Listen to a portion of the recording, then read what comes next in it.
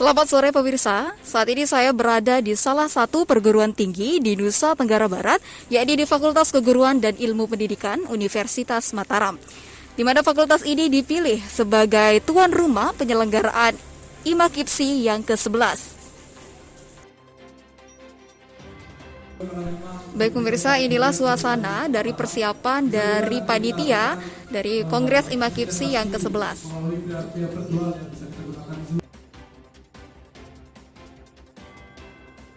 Diperkirakan sekitar 200 panitia yang terlibat dalam acara Kongres IMA-KIPSI ke-11 yang akan diselenggarakan di Fakultas Keguruan dan Ilmu Pendidikan Universitas Mataram. Persiapan awal telah dilakukan oleh panitia selama 2 hari yang disebut dengan Kongres Day. Baik pemirsa, saat ini saya dibersamai langsung oleh Kak Yudhistira selaku Ketua BEM Fakultas Keguruan dan Ilmu Pendidikan Universitas Mataram. Selamat sore Kak. Sore. Bagaimana kabarnya nih Kak? Alhamdulillah baik. Gimana kabarnya Aul nih? Alhamdulillah baik juga Kak.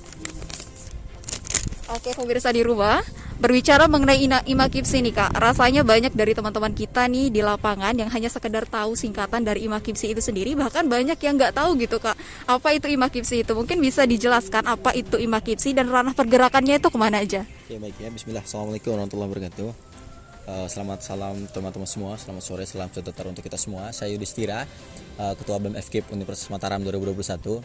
Kemudian bertepatan tahun ini Universitas Mataram lebih khususnya BEM FKIP diamanahkan sebagai tuan rumah Kongres IMA-KIPSI. Dan kemudian ini adalah momen terbaik, momen yang langka sekali yang didapat oleh teman-teman mahasiswa UNRAM, lebih khususnya mahasiswa FKIP, untuk bagaimana bisa mereka paham akan itu ikatan mahasiswa. Jadi di sini IMA-KIPSI itu adalah ikatan mahasiswa Keguruan dan Ilmu Pendidikan seluruh Indonesia. Jadi seluruh mahasiswa yang tergabung dalam IMA-KIPSI ini adalah mahasiswa Fakultas Keguruan, baik itu di Tarbiyah maupun dari FIP itu sendiri. Jadi ranah kerjanya di sini adalah semacam ranah pergerakan. Jadi seluruh mahasiswa yang di sini adalah seluruh mahasiswa Fakultas Keguruan dan Ilmu Pendidikan yang diwakili oleh Badan Eksekutif Mahasiswa. Kalau kita di FKIP itu BEM namanya. Nah kemudian kalau yang teman-teman yang ada di UIN seperti di bawah naungan Kementerian Dalam Negeri maupun dari Kementerian Agama, itu teman-teman di sana disebut DEMA kalau nggak salah, Dewan Mahasiswa. Nah jadi di sana kita mengawal isu-isu yang ada di pendidikan lebih khususnya. Karena kita di sini ranahnya bergerak di pendidikan, jadi segala apapun yang menjadi aspek dalam bidang pendidikan, baik itu evaluasi maupun prospek pendidikan ke depan, itu yang bakal dikawal oleh teman-teman IMA-KIPSI.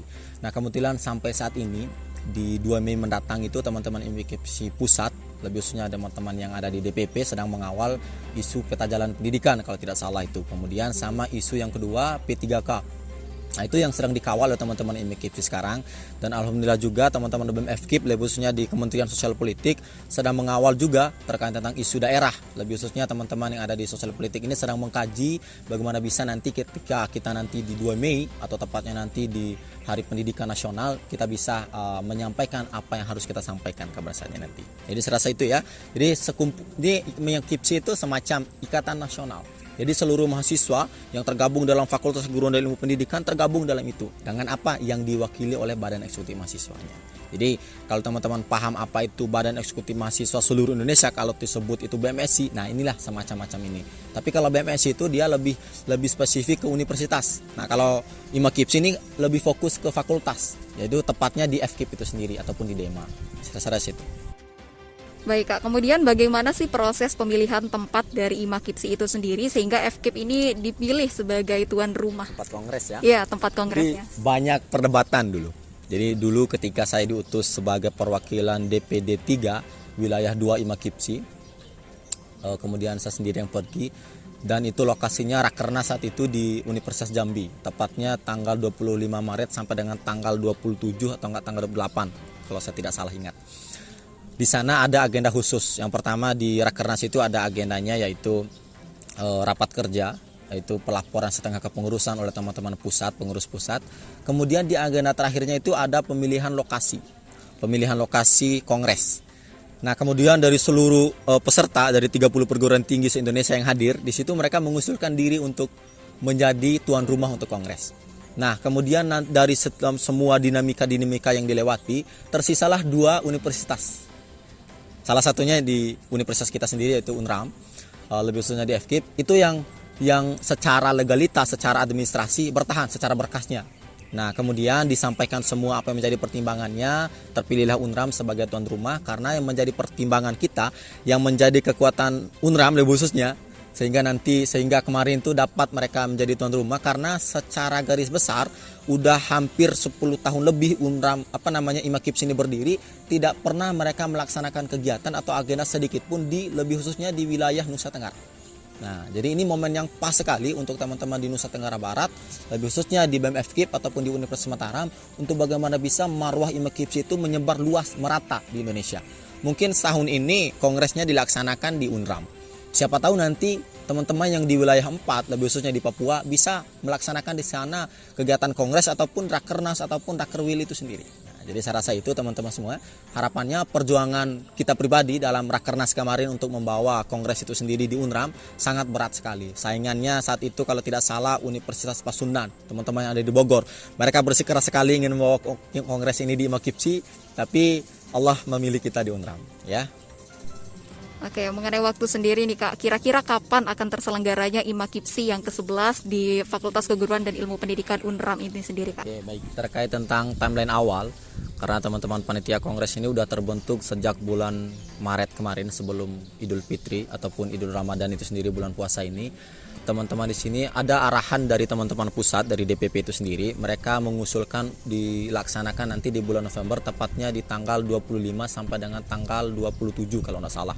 Tapi teman-teman panitia, saya mengusulnya kepada teman-teman panitia juga, kita adakan kongres ini di awal bulan November itu sendiri. Tepatnya nanti insya Allah di tanggal 3 sampai dengan tanggal 8. Itu acara kongresnya, dari acara pembukaan sampai dengan closing ceremony-nya atau penutupan nanti. Jadi teman-teman semua, harapannya acara timeline awal yang sudah kita sepakat ini bisa kita sukseskan sama-sama. Jadi intinya kongres ini bakal diadakan nanti di tahun ini 2021, tepatnya di bulan November, tanggal 3 sampai dengan tanggal 8 November itu sendiri. Oke, yang terakhir nih Kak, kalau boleh tahu sampai mana nih persiapan dari panitia sendiri guna menyukseskan acara ini di bulan November mendatang? Apakah sejauh ini ada kendala yang dialami dari pihak panitia? Oke, baik.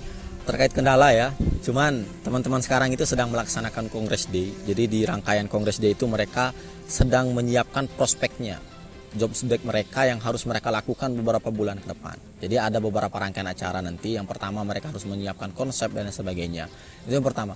Kemudian terkait tentang kendala, sejauh ini belum ada kendala yang terlalu signifikan, yang terlalu berat dihadapi oleh teman-teman panitia.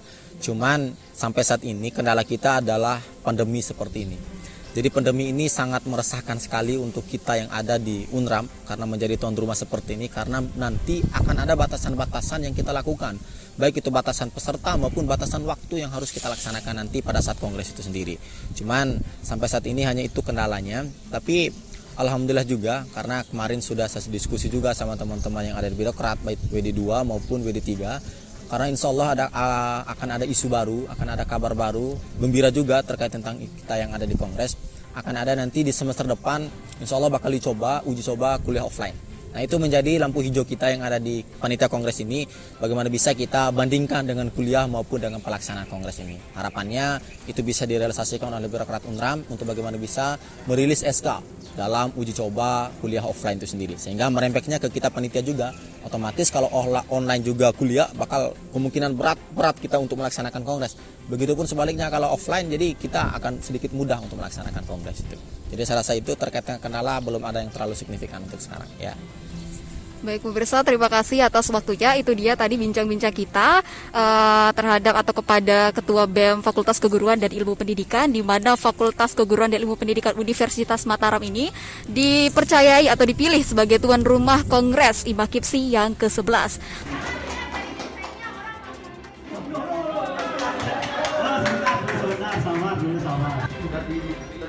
Mungkin ini menjadi gambaran atau mungkin.